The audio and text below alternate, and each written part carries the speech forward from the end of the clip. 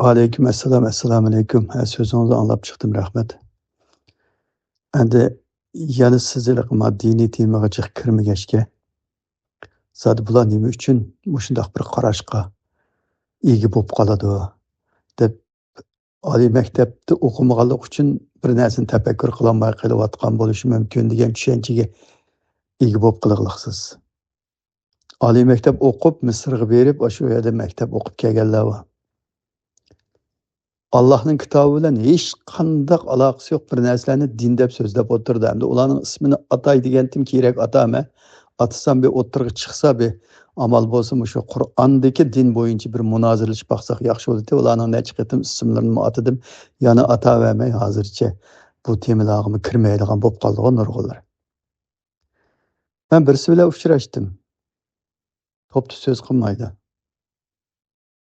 Velosipedda 4 yil o'qibdi. Uningdiki Misrga berib 10 yil o'qibdi.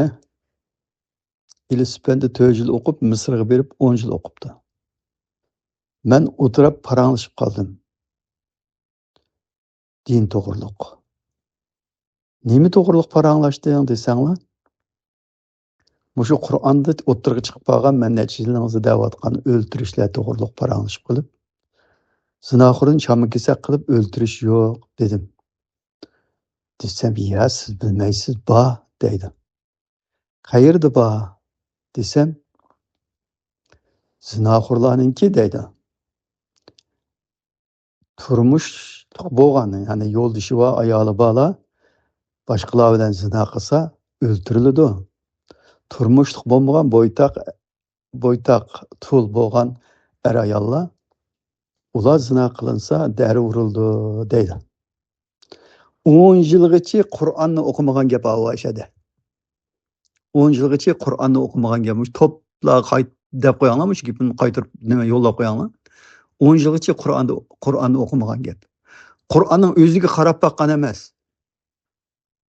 Aş tefsiriyle Kur'an'dan çetnep çıkıp gidip Kur'an'ın əslideki məzmundan, əslideki çağırıvatqan yerden, əslideki mərkəzi ideyasından çetnetip çıkıp tefsirli doqtap Kur'an'ın başqa bir nərsəyə, Kur'an'ın hükümlerini özgertip başqa bir nərsəyə aylandırıp Kur'an'ın hükümlerini şu hadis diyen şu nərsələrə boysundurup tefsiri qılğan şu tefsirini okup Kur'an'da zinaxurunu öldürüşünün yoxluğunu bilmək yağı. Kur'an'da onda nesi yok desem badep durvaldı. Yok dedim. Yok Kur'an'da onda nesi. Nerede bak, kayada bak desem ayetin numarasını depremedi. Şunu ola onun dikin. İsi desem nim bol deydi. Siz 4 yıl velosipedde okugan peti yurtunuzu berip şu peti şu kesbinizni şu velosipedde öğrengen nersiniz bilen yaşavergen bolsanız bo'ptiki, sizni opirib mingingizni juyib boshqa bir narsaga aylantirib qo'yapti desam, nima da'vatsiz siz deb xapolab ketdi. Lekin nima da'vatqinimni o'zim bilmaydi. Nima da'vatsiz siz deb xapolab ketdi, o'zining nimaga xapolayotganini bilmaydi. Ziyolilar bor, g'uljidan bog'allar xeli bor. Ilisib shu nimada o'qigan, Azharda o'qigan. Kalli desa paqalchak deydi. Kalli desa paqalchak deydi.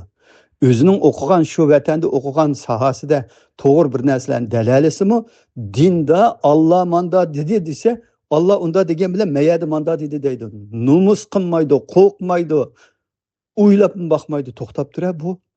Allah manda dedi desam, men da'vatsa men payg'ambar manda dedi desam, qandoq bo'ladi? Allah manda dedi desam, da'vatsa olimlar mamasildi manda birlik kelgan deb Qur'onning markaziy ideyasi bilan hech qanday munosabat yo'q bir narsani o'ttirib qo'yib joylik qilsam qanday bo'ladi demaydi. Bu dinni bilish uchun oliy maktab o'qish ketmaydi. Oliy maktab o'qish uchun o'qigan odam dinni biladigan bo'lsa, yani insaniyet dünyasına Allah'ın İslam deb tushirib bergan bu dinni oliy maktab o'qigan odam biladigan ish bo'lsa, Xorvat universitetida o'qiyotgan Hindistonlik yozliq ta'tilda berib, ota-onasi bilan kalaga cho'qinmaydi. O. Bu to'g'riliq o'ylashib bakmaydi. Eng muhim narsa, o'zi aşınçılar oliy maktablarni o'qigan, zodi Allohning dini qaysi deb bu dindikilarga texmi o'ylashmaydi. O başka dindikiler texim o'ylashmaydi g'ayrimusulmonlar. Men islom diniga e'tiqod qildim, men Misrda o'qidim deyotgan, vatanda oliy maktablarni mayli 1 yil o'qisin, mayli 2 yil o'qisin, mayli to'liq o'rtanib bitsin, xeyli o'qiganlarmi Allohning kitobi Qur'on nima deydi deb Qur'onni bilmaydi, Qur'onni ko'kib kirib bakmaydi. Ma Qur'onda ma'nosi yo'q, ma'nosi yo'q, ma'nosi yo'q, ma'nosi yo'q. Ma hükümler Qur'ondan ilingan hüküm emas deb biz o'ttirg'i qo'yganligingizni uningdagi o'ylayotdi bular hozir. O'zi o'ylamagandek, bizni e'tirof qilmagandek qilgan bilan, e'tirof qilmagandek qilgan bilan e'tirof qiliqliq. E'tirof qiliqliq yeri nima desak, so'zlayanmas oldu bular. So'zlayanmaydi. Chiqib so'zlab bakmasınma? İlim Eşref'nin Qasım'la qarıştırıp ketib bardı bana. Bu adam cahil adam bu.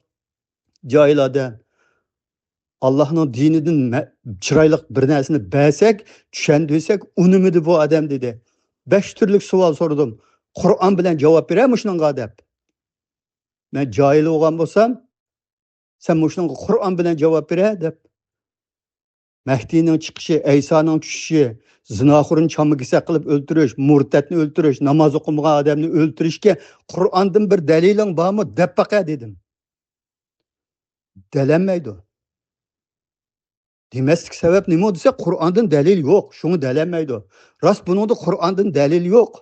Men e'tiqod qiladigan din shunda qaraydi desi bo'ladi.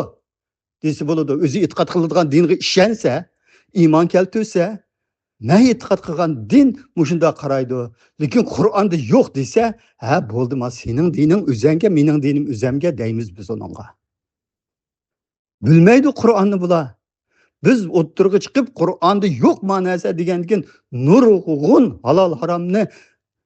halol harom deb e'tiqod qilayotgan oddiy fuqarolar bo'lsin, ahli ilmlar bo'lsin, o'ylashib qilg'iliq. O'ylashib qilg'iliq. Muhammad Yusuf Qur'onni tarjima qilgan. Sura Furqonning 26-oyat, 25-oyatidan 30-oyatigacha, 31-oyatigacha mana bu Qur'on sizlarga yetidi, bu Qur'on sizlarga kifoya qilmadimi? Sizlar bu Qur'onni tashlandi qilib qo'ydi deb tarjima qildi. Ya ma Qur'onning bizga yetadiganligini so'zla, yoki bo'lmasa ma Qur'onni xato tarjima qilib qo'yaptimi-da.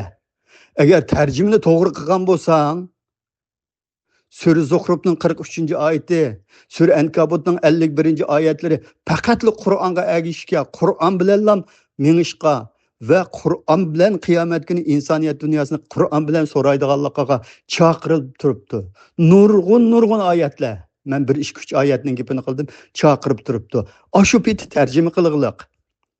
Ashu peti tarjima qilib, keyinda qo'pib o'zi tarjima qilgan Qur'onni o'zi bilmaydi. Bilmasdan Allohning Qur'onini yetarli ko'rgan odamlar ozg'un odamlar bo'ladi deydi. Allah Qur'onni o'ziga yetarli ko'rmagan odamning mushrik ekanligini, kofir ekanligini, Allohning so'ziga unamayotganligini shu Qur'on so'zlaydi. O'zi ashunda tarjima qilg'iliq. Tarjima to'g'ri. Lekin Qur'onga iymon keltirmaglik o'zi.